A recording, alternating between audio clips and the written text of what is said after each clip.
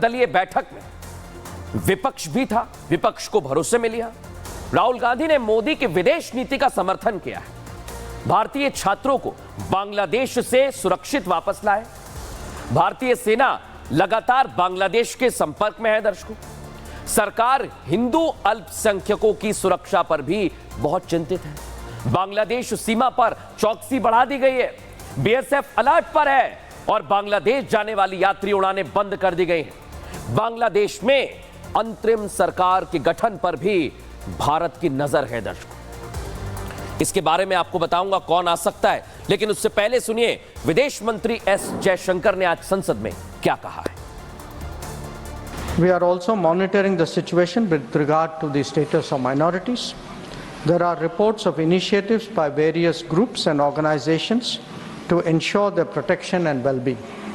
We welcome that, but will naturally remain deeply concerned till law and order is visibly restored. Our border guarding forces have also been instructed to be exceptionally alert in view of this complex situation. In the last 24 hours, we have also been in regular touch with the authorities in Dhaka. This is the situation as of now. I seek the understanding and support of the House in regard to sensitive issues regarding an important neighbor on which there has always been strong national consensus. Thank you. देखा आपने, S Jaishankar ने कहा कि हमारी एक एक घटना पर नजर है। लेकिन सोचिए दर्शकों, बड़ी बात क्या है, यही तस्वीर आज मैं आपको दिखाने जा रहा हूं। और जिस तरह से हिंदुओं की टारगेट किलिंग की जा रही है, और अब यहां पर दर्शकों आतंकी एक्टिव हो गए। दिखाइए जरा, आतंकी एक्टिव हो गए हैं और अब एजेंसियां भी अलर्ट पर हैं। यानी एक तरफ बांग्लादेश में जमात इस्लामी के निशाने पर हिंदू आ गए हैं, दावा यह किया जा रहा है। दूसरी तरफ आतंकी भी बाहर आ गए हैं। दर्शकों, अब इनका क्या है इतिहास, यह भी जान लीजिए। क्योंकि बांग्लादेश में तख्ता पलट हुआ तो भारत की सुरक्षा और खुफिया एजेंसी हाई अलर्ट पर है। माना यह जा रहा है कि शेख हसीना के इस्तीफे और सत्ता की बागडोर सेना के संभालने के साथ ही देश में पाकिस्तान समर्थित ताकतें एक्टिव हो गई हैं। ऐसे में बांग्लादेश के लिए जमात इस्लामी, अंसार उल बांग्ला और जमात उल बांग्लादेश जैसे आतंकी और चरमपंथी संगठन बांग्लादेश के साथ साथ भारत के लिए सिरदर्द बन गए। दर्शकों, और आपको यह भी बता दूं मैं कि लंबे वक्त से संगठन बांग्लादेश में माहौल खराब करने में लगे हुए थे और देश विरोधी गतिविधियों में शामिल थे। ये जो हो रहा है ये इनकी वजह से हो रहा है।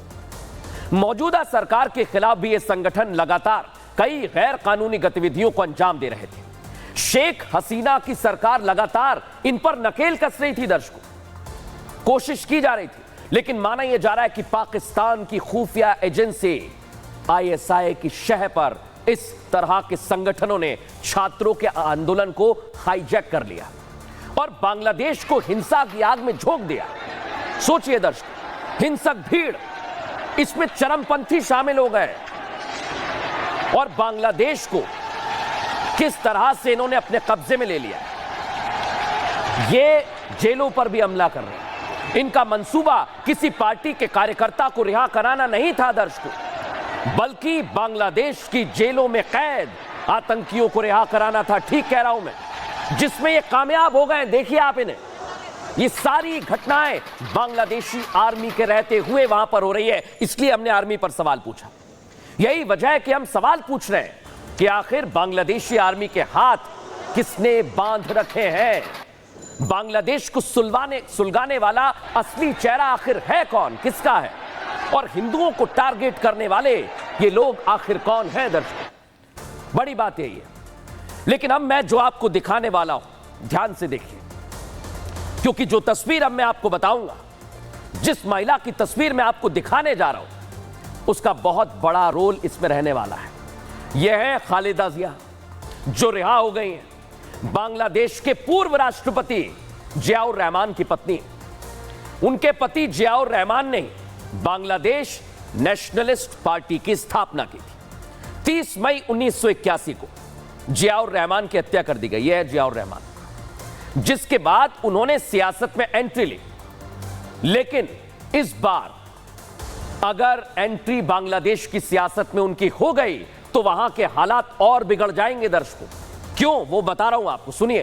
खालिदा जिया भ्रष्टाचार के एक मामले में 17 साल की सजा सुनाए जाने के बाद 2018 में जेल भेजी गई। लेकिन कुछ वक्त के बाद खालिदा कैद से रिहा हो सकती हैं और बांग्लादेश में तख्ता पलट के कुछ ही घंटों बाद राष्ट्रपति मोहम्मद शाहबुद्दीन ने पूर्व प्रधानमंत्री, जिनको मैं दिखा रहा हूं, खालिदा जिया को रिहा करने के आदेश दे दिए। और अंतरिम सरकार में अगर उन्हें प्रधानमंत्री बना दिया गया तो यह उनकी सियासत के लिए किसी यू टर्न से कम नहीं होगा, क्योंकि खालिदा जिया और शेख हसीना के बीच प्रधानमंत्री पद को लेकर कई दशकों से लड़ाई चल रही है। बांग्लादेश में दोनों नेता लड़ते हैं और इस लड़ाई को बांग्लादेश की जनता बेगमों की लड़ाई भी कहती है दर्शकों। लेकिन यहां सबसे बड़ा पेच क्या है? खालिदा हमेशा कट्टरपंथियों की समर्थक रही है और भारतवासी एक और चीज सुने, चीन और पाकिस्तान की समर्थक भी हैं जिया। और भारत से दोस्ती केवल एक दिखावा है और नाटक है इनका। सोचिए दर्शकों कि अगर ये सत्ता में आ गई तो फिर भारत के लिए क्या होगा। लेकिन सबसे पहले आपको यह बताता हूं कि इस तरह के तख्ता पलट के पीछे किनका नाम आ रहा है, किसकी साजिश हो सकती है। देखिए,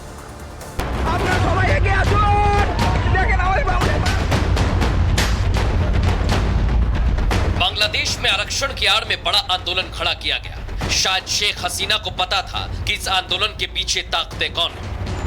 यही वजह है कि शेख हसीना ने इस आंदोलन को कुचलने के लिए हाईकोर्ट में प्रदर्शनकारियों पर सीधे गोली मारने की मांग करते हुए याचिका लगाई थी, जिसे हाईकोर्ट ने खारिज कर दिया। साथ ही निर्देश दिए कि अगर कोई प्रदर्शनकारी कानून तोड़ता है तो कानून के मुताबिक कार्रवाई की जाए।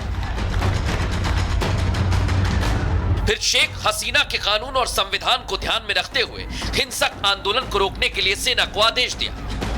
लेकिन कई पूर्व सैन्य प्रमुख और सैन्य अधिकारियों ने सुरक्षा बलों से भीड़ पर कार्रवाई न करने की अपील की। पूर्व आर्मी चीफ इकबाल भुइयां ने तो एक लिखित बयान जारी कर कहा, यह जरूरी है कि सशस्त्र बल तुरंत अपने मिलिट्री कैंपों में लौट जाएं, किसी भी इमरजेंसी हालात से निपटने के लिए तैयार रहें। पहले कोर्ट, उसके बाद पूर्व सैनिकों का विरोध और कल सेना प्रमुख का शेख हसीना का इस्तीफा मांगा। यह बताता है कि विदेशी ताकतें कैसे पूरे बांग्लादेश के सिस्टम को हाईजैक कर चुकी थी। बांग्लादेश की सेना अभी तक हिंसा पर लगाम लगाने में नाकाम रही। वहीं भ्रष्टाचार के आरोप में सजा काट रही पूर्व प्रधानमंत्री खालिदा जिया को 24 घंटे के अंदर राष्ट्रपति ने रिहा कर दिया। ये वही खालिदा है जो एक तरफ तो भारत से दोस्ती का नाटक करती है और